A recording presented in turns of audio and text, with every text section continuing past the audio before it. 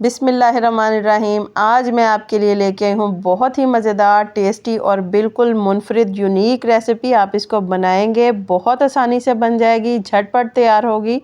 अस्सलाम वालेकुम व्यूवर्स, खुश रहें, आबाद रहें। चले जी, आज की हम अपनी रेसिपी स्टार्ट करते हैं। सबसे पहले तो यहाँ पर मैंने ली है तोरी, इसको घिया तोरी भी बोला जाता है, बहुत से इसके नाम है। अगर आप इस तरीके से ये रेसिपी बनाएंगे तो मुझे यकीन है बच्चे हों बड़े हों सभी आपसे मांग मांग कर खाएंगे। इसको मैंने धो के साफ़ कर लिया है, कश कर लूँगी। ये देखें बेहतरीन सी ये कश हो चुकी है सारी की सारी। इसी तरीके से हम कश करके इसको रखेंगे हम एक साइड पर। बाकी जो मैंने दाल ली है, दाल मैंने ली है मूंग की। आप कोई भी दाल ले सकते हैं, वैसे तो अगर आप मूंग की दाल लेंगे तो वो ज़्यादा बेहतर है। आधा घंटे के लिए मैंने भिगो कर रखा था। जूसर ग्राइंडर के जग के अंदर इसको मैं ऐड करूँगी। पानी इसके अंदर बिल्कुल नहीं ऐड करेंगे, थोड़ा सा पानी इसके अंदर जो हमने दाल भिगो के रखी थी उसी के अंदर हमने ग्राइंड कर लेना है।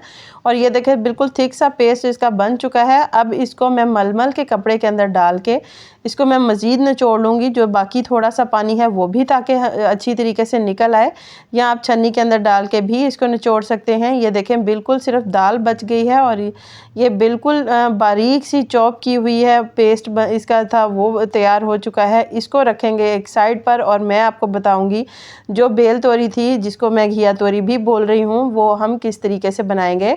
सबसे पहले तो मैंने कश करके इसको फ्राई पैन में ऐड किया है। उसके बाद जो दाल है जिसको मैंने ग्राइंड करके रखा था, निचोड़ के रखा है, वो भी मैं इसके अंदर ऐड कर दूंगी। अभी मैंने फ्लेम बिल्कुल नहीं ऑन किया। सबसे पहले अब हम इसके अंदर मसाले ऐड करेंगे, जो स्पाइसेस हमने इसके अंदर ऐड करने हैं। सबसे पहले मैं इसके अंदर ऐड करूंगी नमक। आधा चम्मच के करीब मैंने इसके अंदर नमक ऐड किया है। आधा चम्मच के करीब सुर्ख मिर्च है, थोड़ी सी मैंने हल्दी ऐड की है, थोड़ा सा मैंने चाट मसाला ऐड किया है और आधा चम्मच के करीब गरम मसाला ऐड किया है। थोड़ा सा मैंने ज़ीरा पाउडर ऐड किया है और आधा चम्मच के करीब मैंने इसके अंदर ऐड किया है चिकन पाउडर। इसको हम मिक्स करेंगे। अब मैंने फ्लेम ऑन की है। फ्लेम ऑन करने के बाद इसको अच्छी तरीके से जल्दी जल्दी हम इसको मूव करेंगे, ताकि जो पानी है वो दाल के साथ मिक्स होकर गुठलियाँ बिल्कुल भी ना बने, क्योंकि घिया तोरी के अंदर पानी होता है थोड़ा सा। तो इसको हम ज़रा तेज़ फ्लेम के ऊपर थोड़ा सा चम्मच चलाएँगे, तेज़ फ्लेम के ऊपर हम इसको ऑन करके थोड़ा सा कुक करेंगे। तकरीबन 5 से 6 मिनट के लिए भी इसको हम कुक कर लेंगे। देखें थिक सा पेस्ट तैयार हो चुका है। इसको मैंने निकाल लिया एक प्लेट में। प्लेट में निकालने के बाद इसको मैंने ठंडा किया है। ठंडा करने के बाद ये देखिए इसको मैंने हाथ की मदद से एक बार दोबारा इसको मैंने मसल लिया है, जिस तरीके से आटा हम गूंथते हैं। यहाँ पर मैंने लगाया हाथों को पानी। पानी लगाने के बाद इस तरीके के मैं गोल गोल इसके पेड़े बनाना शुरू कर दूँगी, जिस तरीके के हम बनाती हैं छोटे बॉल्स, जैसे हम कोफ्ते भी तैयार करते हैं। इसी मेथड के साथ सारे के सारे बॉल्स मैंने बना ली हैं। दूसरी साइड पर मेरा जो ऑयल है वो गर्म हो चुका है। कुकिंग ऑयल मैंने लिया है। पैन के अंदर इसको मैं सारे ऐड करती जाऊंगी और इसको मैं फ्राई कर लूँगी गोल्डन ब्राउन होने तक। ये बिल्कुल भी नहीं टूटेंगे। मैंने इसके अंदर ना तो बेसन ऐड किया है और ना ही मैंने कोई कॉर्नफ्लोर इसके अंदर ऐड किया है। अगर आप ऐसे ही बनाना चाहें तो आप मेरे बिल्कुल सेम मेथड से बना सकते हैं, बिल्कुल नहीं टूटेंगे। और वैसे अगर आप पहली बार बना रहे हैं तो 2 चम्मच इसके अंदर कॉर्नफ्लोर भी आप ऐड कर सकते हैं, उससे ये थोड़े से और स्टक हो जाएंगे और ये नहीं टूटेंगे। गोल्डन ब्राउन हो चुके हैं। देखें मैं चम्मच की मदद से इसको मूव कर रही हूँ, बिल्कुल नहीं टूट रहे, ना तो ये फैल रहे हैं। अब इसको निकालेंगे हम अपनी प्लेट में, क्योंकि ये अच्छी तरीके से पक चुके हैं।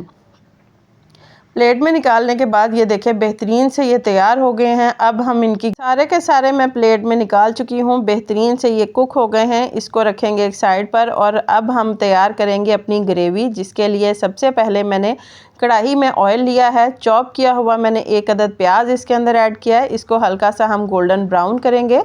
गोल्डन ब्राउन करने के बाद 1 चम्मच के करीब अदरक लहसुन का पेस्ट मैंने इसके अंदर ऐड किया है। अदरक लहसुन का पेस्ट ऐड करने के बाद दोबारा से हम इसको हल्का सा भून लेंगे, ताकि अदरक लहसुन जो है वो भी इसके अंदर थोड़ा सा फ्राई हो जाए। फ्राई करने के बाद इसके अंदर मैं ऐड करूँगी टमाटर का प्यूरी।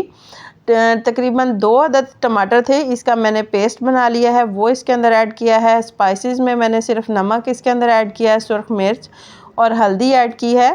थोड़ा सा मैं इसके अंदर गरम मसाला ऐड करूँगी। ज़्यादा इसके अंदर स्पाइसेस ऐड करने की ज़रूरत नहीं है, क्योंकि जो हमने कोफ्ते पहले बना के रखे हैं उसके अंदर भी मैंने स्पाइसेस ऐड किए हुए हैं।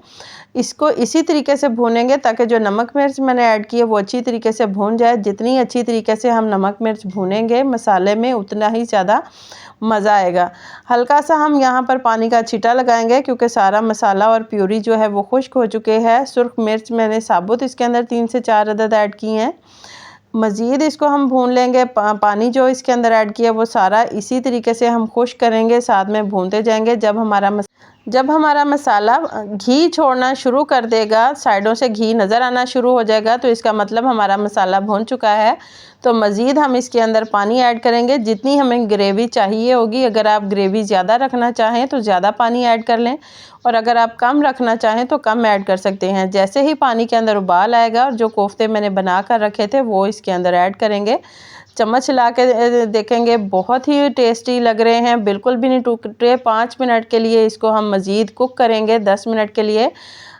5 से 10 मिनट हो चुके हैं, इसको करेंगे हम डिश आउट। बेहतरीन सी रेसिपी तैयार हो चुकी है, बहुत ही मज़े की बेल तोरी की लंबी जो तोरी है इसके कोफ्ते। बेहतरीन सी रेसिपी है, आप इसको ट्राई करें, आपको ज़रूर पसंद आएगी। मुनफरिद स्टाइल में है, बिल्कुल यूनिक रेसिपी है, आपको ज़रूर पसंद आएगी। बच्चे बड़े सभी मांग कर खाएंगे अगर आप इस तरीके से इस रेसिपी को बनाएंगे। अगर आपको मेरी ये रेसिपी पसंद आए तो प्लीज़ इसे लाइक करें, शेयर करें, मेरे चैनल को सब्सक्राइब करें। अल्लाह हाफ़िज़।